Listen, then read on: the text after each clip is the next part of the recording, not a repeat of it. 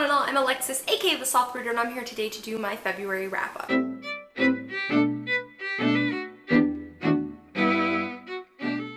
I actually only read 3 things this month, and then I had 2 DNFs. I don't know why I keep putting off filming this video. I keep being like, I don't want to film my February wrap-up, which is why you're getting this supremely late on Wednesday night, because I didn't feel like filming this video.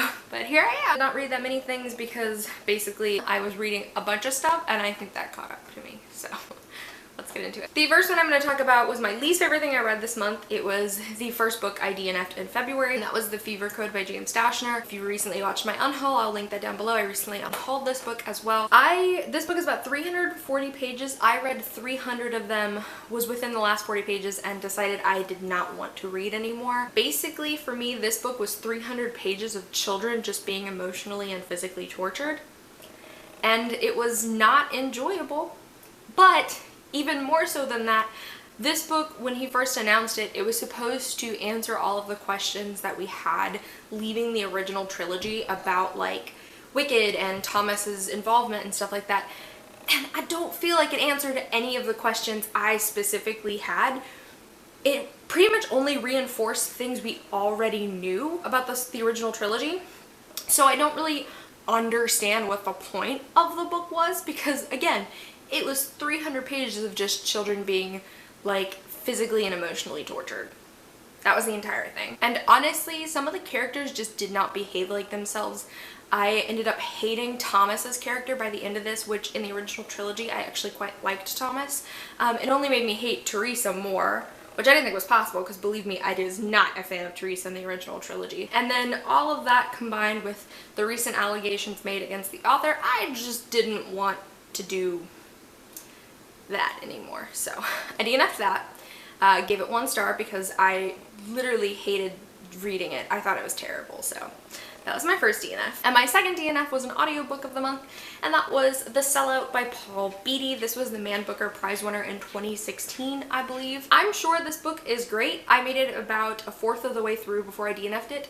Honestly, it comes down to the fact that satire is just not for me, and this is a very satirical novel. I didn't really connect with Paul Beatty's writing style. He has a very abrasive and crude way of writing through this character, the main character, that I appreciated in the beginning, but it swiftly just started to turn me off to the character and the story. And yeah, this just wasn't for me. Again, I'm sure it's a great novel. The book itself just wasn't for me. The next thing I actually read and completed in February was Monstrous Volume 2, written by Marjorie Liu and illustrated by Sana Takeda. You guys know I read the first volume in January and loved it, so I decided to pick this volume up as part of Feminist Literature February. And I really enjoyed this volume. I gave this one 4 stars. The illustrations, again, continued to be beautiful. The palettes, the way that Sana Takeda manages to fit so much detail on such a small cells is incredible to me. I continue to be very invested in Micah's story and the direction it's going as we're learning more about her and her mother and how they kind of play a role in this bigger conflict. I did give this one 4 stars as opposed to 5 because there were a lot of new characters introduced in this book. Characters that I feel like are important and that you should know. But when you're being bombarded by 30 of them, it does get a little confusing. And I found myself several times having to flip back and remember just character names and who they were and stuff like that. So this volume did get a little confusing for me. I still love the badass female cast of characters and the story and the art, and I'm even more compelled by Micah's story, and I can't wait to see where the story goes from here, because oh boy, these issues all end in cliffhangers, and you're like, I need to know what's gonna happen next. The next book I'm gonna mention was another audiobook I listened to in February, and that was The 5th Season by N.K. Jemisin. I'm wavering on a star rating for this one. Currently I have it at 4.5. And I'm debating between a 4 and a 4.5 because I did have issues with this. Right off the bat, I loved the world in this, and the world building by N.K. Jemisin was really good. I was so invested in hearing the history and the different parts of culture that take place in this world, by far my favorite part. And there are 3 narrators in this, and I wavered between liking them all at some point, but I do think they're all, for the most part, fleshed out characters, and I enjoyed reading their stories. There's a polyamorous romance in this that gave me like so many feelings. I was like I was having some feels. And there is one of the points of view that is actually told in second person, which usually is not my thing. I usually do not enjoy books in second person, but I think reading this one on audiobook very much helped with that. I don't think I would have enjoyed it as much if I had read it physically, because I just really struggle to connect to second person stories, but listening to it on audiobook worked for me. Kind of the problems I have with this book I feel like do kind of go together. I did mention that there are 3 points of view in this book, and I don't fully believe that one of them was honestly necessary. I felt like with a little bit of reworking, that one could have been assimilated into a different character's point of view, and I feel like the story could have had the exact same effect. And I've had other people like don't necessarily have that opinion, but I just can't see the purpose for this third point of view that I'm talking about. So that was an issue I had, and I did have an issue between the pacing between some of the points of view, because you'd have an Essun chapter, and then you'd have like a Demaya chapter, a Cyanite chapter, a Cyanite chapter, a Cyanite chapter, a Demaya chapter, and then you'd finally have another Essun chapter again. And I felt like too much time was happening between the like present storyline that by the time I would get back to those, I was really uninterested in them. And that is something I will knock any multiple point of view book on, is like you have to keep me invested in the story like all the way through. You know, that's a critique I sometimes can have with Game of Thrones, especially the first Game of Thrones book, because holy crap, Caitlyn's chapters are the worst. So that for me didn't work, because I would get back to Essun's chapters and I would find myself uninterested in what was happening because I wanted to just get back to the other points of view. Those were my thoughts about the 5th season.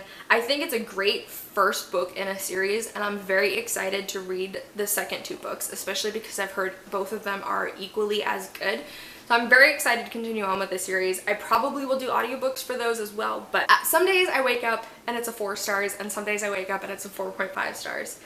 So in between there somewhere. And the last book I'm going to mention, my actual favorite book I read, I only rated it 4 stars when I finished it, but I'm debating changing my rating because honestly I haven't been able to stop thinking about this book since I read it, and pretty much all I want to do is continue on with the series, and I'm like having to stop myself because I'm like, Alexis, you have other stuff you have to read. And that is the first book in the Magnus Chasing the Gods of Asgard series by Rick Riordan, The Sword of Summer.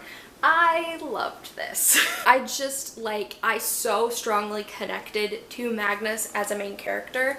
More, I think, than I did to Percy or many of the characters in the Heroes of Olympus, except for Nico, because like, you guys know, Nico is my son. But I loved Magnus. Magnus had me laughing. So many of the things Magnus said were very poignant to me. Magnus is a homeless teen. He lived on the streets for 2 years, and that is something that is not all his character is about, but he does definitely make a point to remind you like, hey, look, you know, I've had to do these things because I was homeless, blah, blah, blah. There's a Muslim character in the book, Samira, who wears a hijab, and she talks about like, you know, coming from her family and stuff like that, and I really liked that, especially because like she was such a cool character. There's also a character who is deaf and uses sign language as their main source of communication. I can't speak on that. Rick Riordan does do some descriptions of the actual hand motions, and like I am obviously not deaf or hearing impaired, so I can't speak on the accuracy of those. And this was fun to me. I felt this was much more enjoyable for me than most of the Heroes of Olympus series had been. House of Hades aside, because you guys know I love that book. But yeah, this was just so much fun. It got dark in some places. I really loved the Norse mythology and seeing how Rick Riordan wove that into the story, and I'm so excited to pick up the remaining books because I've heard great things about the next 2 books in the series. And like I said, I originally gave it 4 stars. I think I might push it up to a 5 because I haven't been able to stop thinking about how much I loved this book and how much fun it was. I do want to mention 2 things real quick. I'm gonna just hit myself in the face. The first being that The term spirit animal is used in the first printings of this book, and when it was brought to Rick Riordan's attention, he actually changed it for later printings.